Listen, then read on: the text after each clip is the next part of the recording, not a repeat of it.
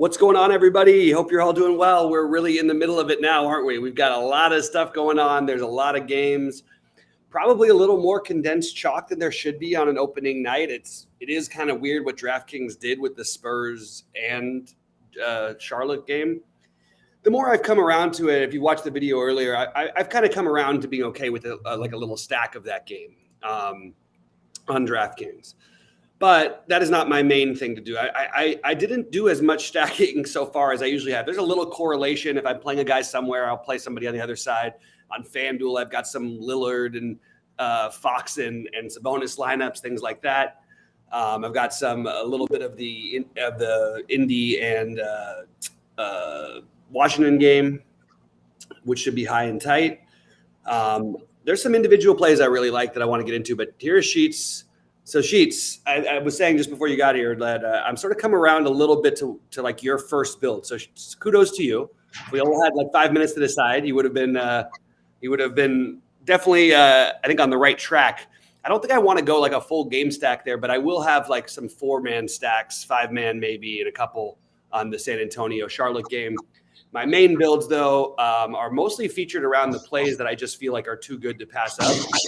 Are you doing some more stacking, or I usually like to get little stacks or correlations in and things that make sense, but I'm not doing it quite as much as I thought I'd be tonight. How about you? Other than that one game. Right. So this is unfortunately going to be a common theme, given the timing of everything. I literally just managed to update the projections. No. I managed to update the projections in time for the show. So I'm looking at them for the first time and trying to piece together what they all mean. And then at like 6:30, I'll probably end up actually building all at the same time, updating the hockey projections. So the first thing I'm looking at is I don't see anything that, at least in the last like 6 hours, has particularly opened up, right? I mean, I'm the same types of guys are showing up for me, at least, as the top point per dollar plays, like those San Antonios and whatever. Mm-hmm. I want to couple of things. So they didn't release, or did they release San Antonio starters? No. Okay, so it was. I keep forgetting it's not baseball anymore, right? So it's like, yeah, I know. So like we could literally be waiting like up to game time for some of these starting lineups. We have 3 starting lineups in so far. Okay. Anything noteworthy coming from there? It's kind of weird that Orlando's starting Terrence Ross, but it doesn't mean anything. Terrence Ross is like the perfect example of a guy who who I firmly expected to be on like some other team, like right now. Even though like he's always been on, it seems like he's always been on there. Like, you know, when I scrolled through the lobby over the last couple of days, I was saying, wow, this guy's on this team, this guy's on this team. What are these random guys that are really not going to help or hurt like other teams, just like are on some other team? I just had this weird feeling that when you mentioned Terrence Ross, I would say, oh, wow, is he on some other team? Like part of some stupid trade? You know what I mean? Like, I don't know. Yeah, well, he's not today. Speaking of guys that are on like kind of like random other teams, a guy that you mentioned earlier who is actually showing up a little bit stronger in this most recent run for me is Lauri Markkanen. Yeah. I didn't have him as much when I first looked at it, but he's actually moved up the ladder here in most recent runs. So that's one thing I'm noticing. Yeah, I think that he does. I get it. He's 5,300, and he's fine on FanDuel as well at 5,800. But it does feel a little bit like it's weird because like we shouldn't look at it like 5xing. We should look at expecting guys to 6x tonight on slates like this. Oh, at least, right? I mean, right. But you know how the sort of general rule is, and I just feel like Markkanen is like going to be in that range, maybe around 30 fantasy points so much of the time. But I don't know how much more he's going to get than that. So I would rather play a guy, and I know he's a different position. He's center only. So that I guess is the first place we start at. I mean, I think on DraftKings, if you're not playing 2 centers in most of your lineups, not necessarily all of them, but I would say you're probably doing something wrong. The centers are egregiously underpriced. There's so many good ones. And you know, I mean, starting with Bam, going over to obviously the main ones with Bam and Jokic, but then you've got Sabonis, Podol, Wendell Carter, I think is an interesting play. Power forward, this is a different one, but I really like Evan Mobley, power forward, and I really like But at center, though, going back to that, I like Sabonis a lot, and I just think Jokic is like, I honestly feel like he's putting up 65 tonight. Like, I don't, you know what I mean? And I mean, he always does. I mean, and now he's having a particularly good matchup. I mean, he's got a great matchup. It doesn't matter that Murray and Porter are back, and even if they want to get him involved, it's all going to be run through Jokic. You know what I mean? So I have my two big builds on DraftKings where I am spending up for Jokic. I am playing Luka in the same lineup. Oh, really? So I didn't even force myself to make a decision. And in one of my two Jokic lineups on FanDuel, I also have Luka in that as well. I think they could outscore. It wouldn't surprise me if they outscored anybody else by 10 points. Now that doesn't seem like that much, but if you have the two highest scoring players in the slate and you get that right, you can get the right other pieces and make it a winning situation. So speaking of centers, unfortunately, the same guy I brought up before is still rearing its ugly head as a play. As a point per dollar data point on my spreadsheet, and that's Day'Ron Sharpe. So I just figured it's just too much opportunity cost in my opinion. Yeah. Day'Ron Sharpe might play 24 minutes. He might play 6 minutes. Like, right. It feels like a weird play to make on a slate like this. Yeah. And we don't know. Like, one thing is, like, I think there's some lines, some places are projecting him to start and some places aren't projecting him to start. But to play a backup center for a Brooklyn team, feels really odd to do. Well, I'll tell you another guy who is a little bit better than I first had him. The aforementioned Ja Morant. Interesting. Is sort of a little bit better than he was earlier. He's still not on the par with, like, obviously with Jokic or guys like that. But let's put it this way. I don't have anybody except for Luka and Jokic. I mean, I have him scoring the most fantasy points. I mean, if that helps. Which one? I have him scoring more than Durant by a fraction. Which one? Morant. You have Morant scoring more than Jokic? No. I said with the exception of Jokic and Luka. You know what I mean? With the exception of Jokic. I'm sorry, I missed that. I mean, and I know that Ja, I mean, he has a median. I have him like 47, but he can obviously score 70. You know what I mean? Like, and there's, Kyle Anderson's not here anymore. Dylan Brooks is obviously out. Yeah. He's got a ridiculous ceiling. If you look at his playoff numbers, everything's in the 60s and 70s, feels like, you know what I mean? I'm okay with Ja. I didn't get to him myself. Right. I don't find the need to spend up so much because I'm totally in love with this mid tier, and I'm in love with mostly the 7 to 8,500 range. So we're talking about the plays we mentioned earlier, I presume, like Halliburton. Cade Cunningham. We still like that, I presume. Yep. I still can't talk you into. Well, I sort of could talk you a little bit of Rozier in the same range. Yeah, Rozier, and he's going to be the most popular probably player on FanDuel. Just keep that. I'm not playing FanDuel tonight. I've got what's he like, 5,500 or something? What's that? What is he like, 5,500 or something? No, he's 7,200. But there's the usage. He just fits in. I mean, price wise, he's like more expensive on DraftKings than all the guys who he's 1,000 less than on FanDuel. Oh, I see. Okay. So, but I still love all the Cunningham, Halliburton over there as well. And I also love De'Aaron Fox, who I don't think anyone's going to play. Ooh, I forget. I always forget about him. Yeah, and this is a good matchup. And you know who else I've got a lot of on FanDuel is Lillard. I don't have him on DK, but he's 8,200 on FanDuel. And I can see that game. We gotta get what's his name on again. Who's that? Jack. Yes. Lillard Whisperer. Yes. That's he's right. He's not even a Lillard Whisperer. He's like the Lillard. He always whispers it. He's like a Lillard player. You know what I mean? Like, he just automatically Lillard's in the lineups. He just plays him. It's not. He doesn't whisper. He doesn't know. He doesn't know whether he's going to go right. He's going to play him. Yeah. These lineups with all these Spurs look really, really cute. I mean, like you could. Yeah. All you got to do is be right on Popovich cheapos. Good luck. I don't know. It's like right. And it is interesting noting like another couple of things because I know that you're not on FanDuel, so I'll just touch on a few things that I think is important. Josh Giddey is 6K on FanDuel. He's one of my favorite plays over there. Okay. The question I keep, and this is an interesting, K9 Bronco just brought it up. He keeps ending up on Aldama at 3,800. I don't think that if you do your normal builds on FanDuel, unless you're playing both Jokic and spending up for both point guard spots, I really don't see why you're paying down. Now I am doing some of that, so I have some of the Aldama and the Sohan for San Antonio, but I really can't speak to it without seeing the starting lineups. And even then, I don't feel absolutely amazing about basically any of these values on DK on FanDuel. I feel very blah about them. I have a Cam Johnson because he's 4,300 on FanDuel, but I don't feel like, and it's not a priority. It's just a guy I ended up on in one lineup. I have Brandon Clark in a lineup on FanDuel.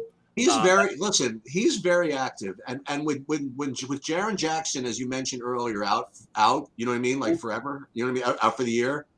I mean, I don't know if that means that Brandon Clark's going to get necessarily like incredibly more run, but it's certainly, I don't know, it's certainly worth exploring. No, I mean, yeah, and again, we still don't have their starting lineup, so we don't know what's happening yet there. So I would try to encourage people to be patient, do the same thing, play and delay the guys you want in the first game. Just make sure they're in the right spots in your order, all that stuff. But there's a slew of good plays tonight. So, there's been a few people who have popped in and said, I can't believe you guys didn't mention so-and-so. And so I'm just like, you can't have a list of 100 players on a slate like this. You got to try to make it smaller and go with your absolute favorites. So that's what I'm trying to do. I have right now like 65% Halliburton between both sites. I think that he's my number one guy. I think Cunningham is right there. I have one of Jalen Green or Kevin Porter Jr. or Şengün basically in every lineup on DraftKings. I have Jalen Smith more than I thought I was going to, assuming that he starts. If he doesn't start, he's in. We just got that announcement in. But that's a big piece. You know what I hate about this? It drives me nuts. We get all this news in, but it's like it's all the football news is coming in right now. Like, I don't need all the football news. I need the basketball news only. Anyway, but so some other guys. I still like Scotty Barnes in the mid tier. I mentioned Mobley, who I like a lot. Vassell is the guy who I feel the most comfortable with from the Spurs. I do feel gross to have an Aldama and a Conchard lineup on DraftKings, but I don't think it's like that bad. I just think that maybe I'm reaching and not needing the value. And I'll answer Dunbar's question. The 5 and 5 will come back. I appreciate it, buddy. My problem with doing it sometimes is like today. Well, on Wednesdays and today I've got hours of calls right after we're done recording. So I try to get all my picks in and all my stuff on the site. But I will release the 5 and 5s starting. I'll probably do it tomorrow, and I'll definitely do it on the smaller slates. And I should be able to do it on almost every slate. But there's going to be certain Wednesdays that are going to be really hard for me. So that's what I would say about that one. I have to say, for those of you that play here, I don't know if it's going to be like this every night, but the NBA on Yahoo tonight, I mean, it is paying $15K for first for $15 entry. Mm-hmm. I'm gonna fire that. Why don't you want to play FanDuel, who's got the best tournaments and in my opinion, is kind of right now at this moment, and I felt this way towards the end of last year too. I think that they're the better site than DraftKings for basketball at times, because what they do is, I mean, when they have the big tournaments, I like it, but the pricing is a little bit tougher, and there's less need to go for the desperation value.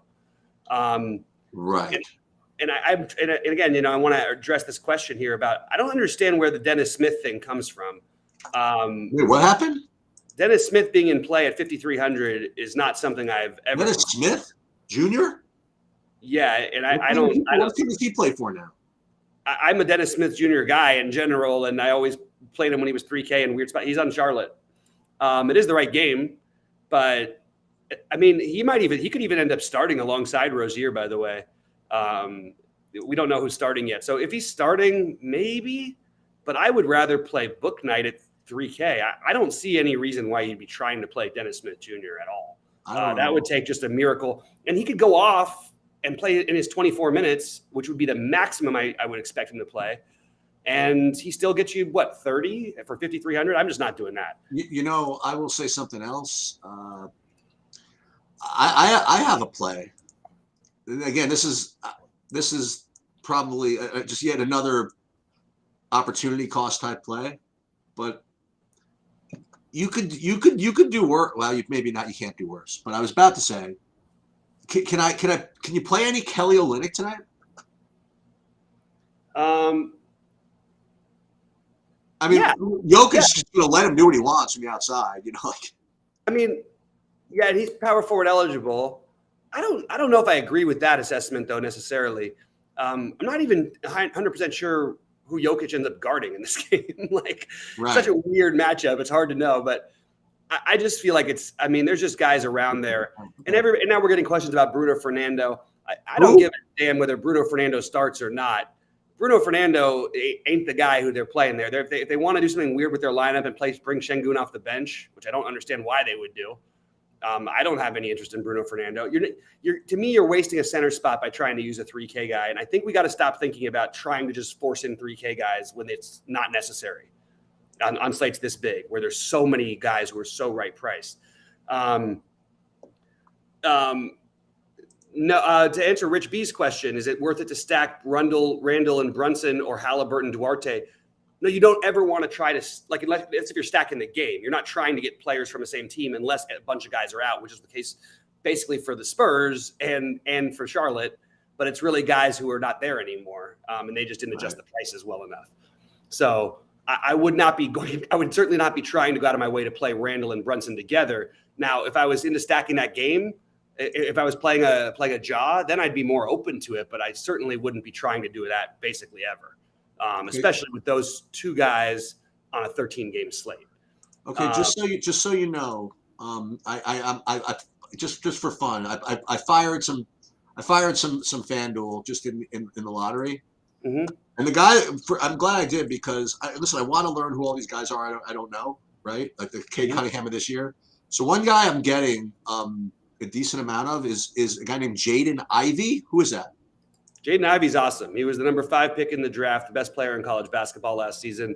He was one of those things where he was, even with all the great guys in his draft and everything, he was actually the number 1 rated player by most draft sites until maybe the last month and a half of the college season. And maybe the hype. He's an incredibly electric guard. They're going to be, I mean, I'm telling you, that Detroit team is going to be for real in a year, maybe or two. But he can really play. So, and assuming that he's starting, I think he's a reasonable play at 4,700 on FanDuel. So neither him nor Sochan have face profiles yet on the FanDuel site. Yeah, he deserves one. I don't know if Sohan does. They don't have one yet. Although I kind of like the Sohan.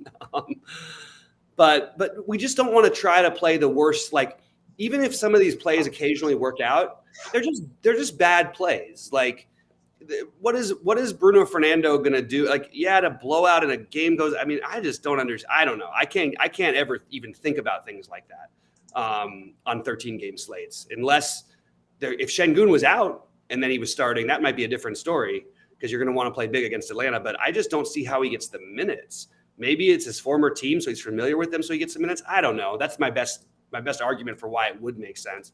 But I mostly think you don't want to try to force in these terrible plays. Although I'll tell you what, if Bruno Fernando's starting, he's gonna start popping on the projection sites a little bit, even though I don't think his ownership is going to be very high. Because there's just guys who are like, if he let's just say he has a great game and puts up 25 at 3K, there are guys who are 5K that are going to put up 50. I really believe that, or 6K they're going to put right around 50, and I would just rather play those guys. Yeah, that makes sense to me. Yeah, and I like the Sohan for what it's worth, but I don't like want to make it a priority. But I if he starts on, I'm sorry, I'm using him on. I like Sohan on FanDuel where he's 4K.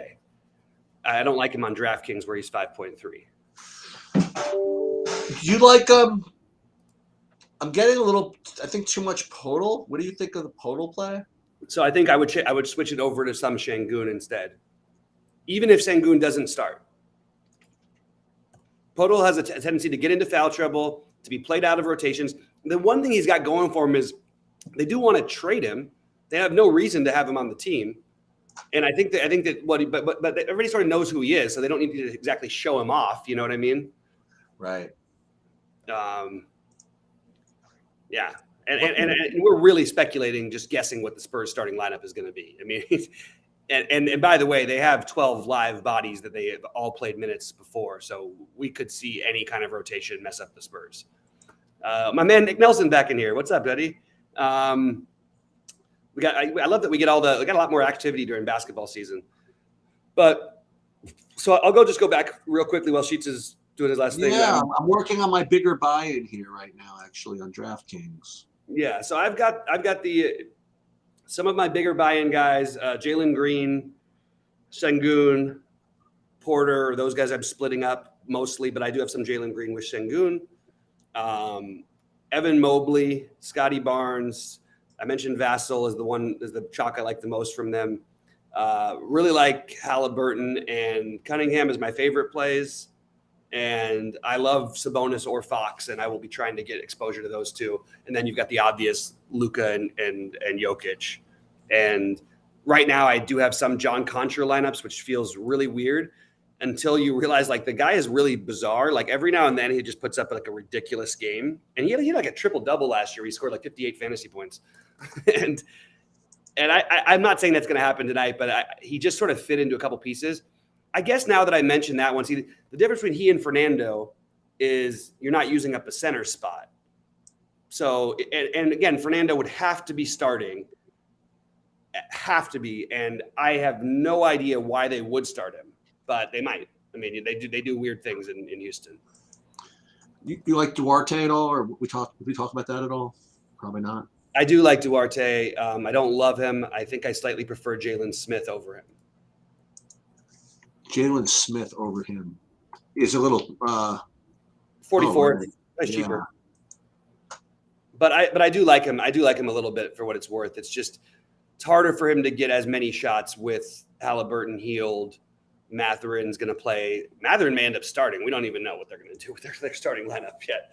So a lot of speculation, a lot of stuff we still need to figure out from the teams. We need to know who's starting, and I think it's pretty basic stuff. But here's kind of like a dumb question. I mean, I know the answer is going to be playing both, but if you had to throw one between Cunningham and Halliburton, who would it be?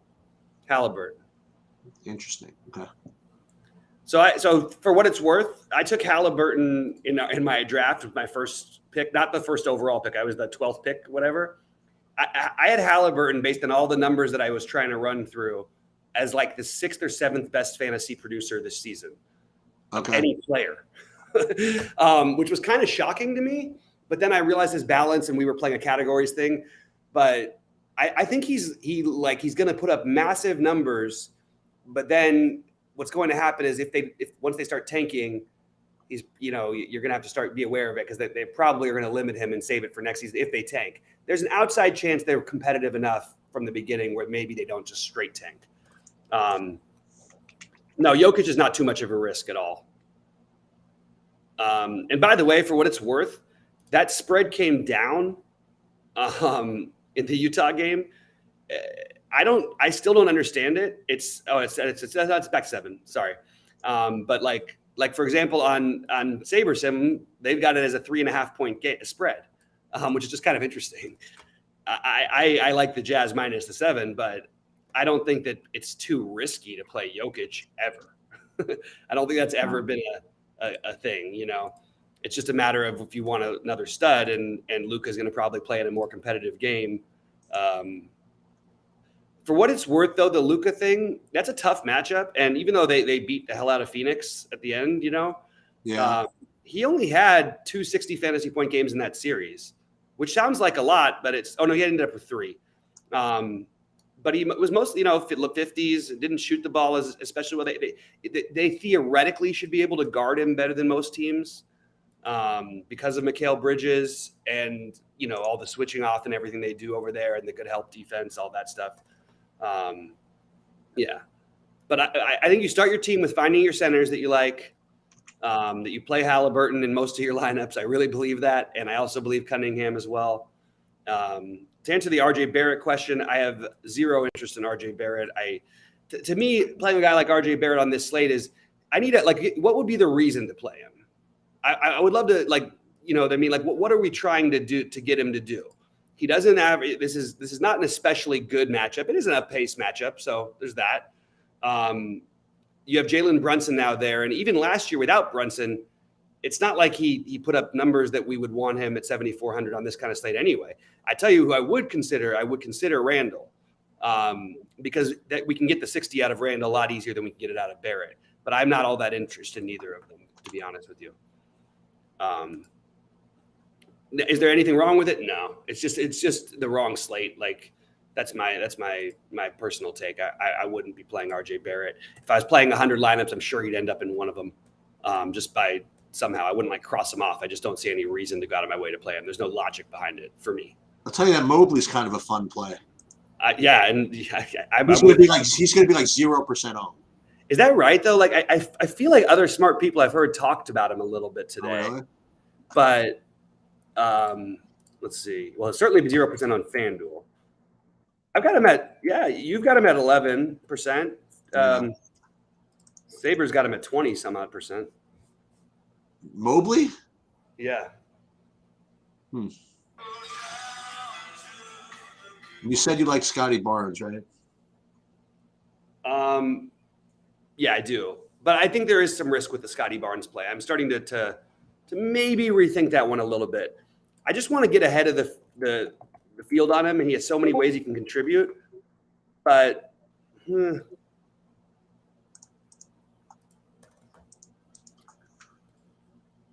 yeah. Anyway, let's see what else we got here. What do you do with the Nets? Nothing. I don't think so. I have no interest in the Nets, period. It's a good matchup for both teams.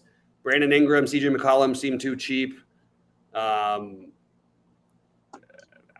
think Ben Simmons would be the only net I would consider. I do like Ben Simmons a little bit for what it's worth as a forward spot, because those guard spots are pretty much locked up for me too. That's what you want to do. It's going to me, that's how you're going to win the slate, is by your forwards. But I don't think the fact that Ben Simmons is going to have some ownership as well, it makes him a little less interesting. But I kind of like that play a little bit. Like I thought it when I first looked at today, I thought it was going to be like really low owned. And then I was like, wow, people are actually really into this. Theoretically, I know with all of his problems and everything, he should fit in really well there from a basketball playing standpoint. Yeah. And they are interesting though to look at the Nets, because they only have two guys who are willing to score, basically. Right. But they're gonna have to score a bunch of points like between the two of them, and I don't know. Miles Turner just got it ruled out. That's a big piece of news. Miles Turner, who is going to be the most popular player on most popular center on FanDuel, and that is going to open up something for Indiana. We just don't know what it is yet. It's going to make Jalen Smith a better play. It's probably going to make Isaiah Jackson or O'Shea Brissett in play somewhat. And the difference between playing those guys and playing the Fernando or something like that is the true starter is not coming off the bench. These are the guys they have left to fill in for the actual starters. You know what would be nice? I mean, I don't know. It would be nice. It's 6 freaking 30. I agree with you. It's so silly.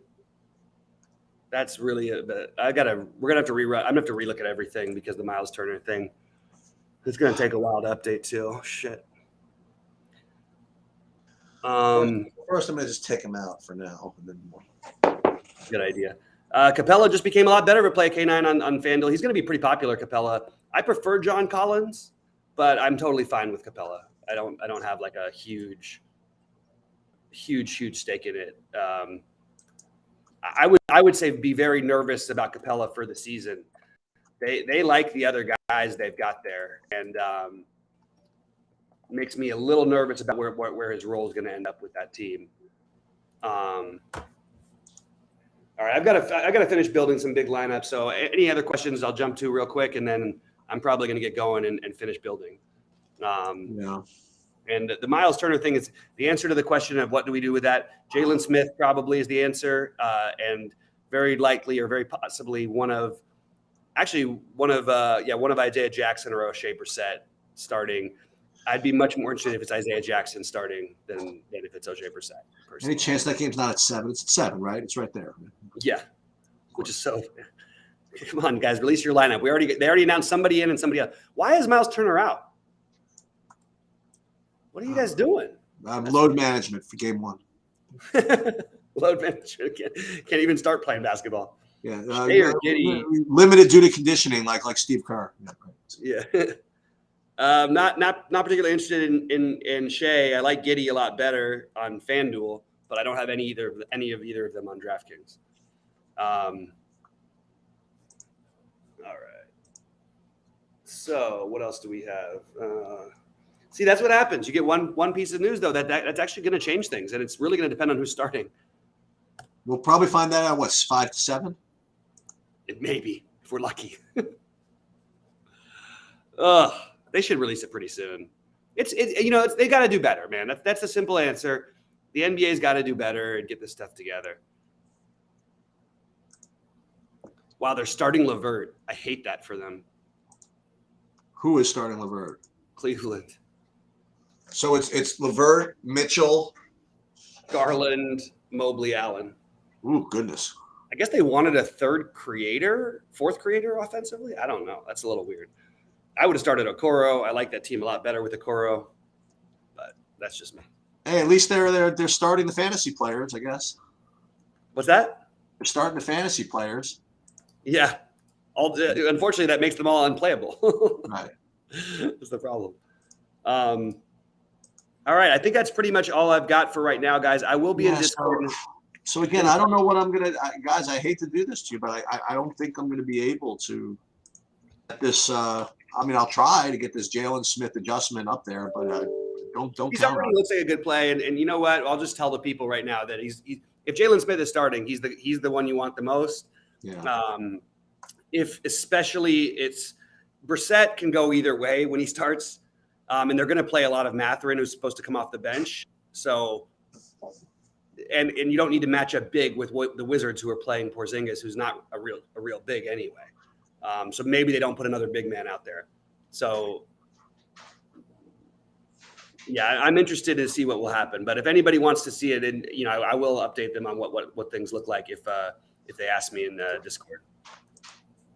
Yeah, I don't know how much I want to play Mobley with. I don't know. Boy, that's tough. With all those other guys on the court. That doesn't matter for him. Yeah.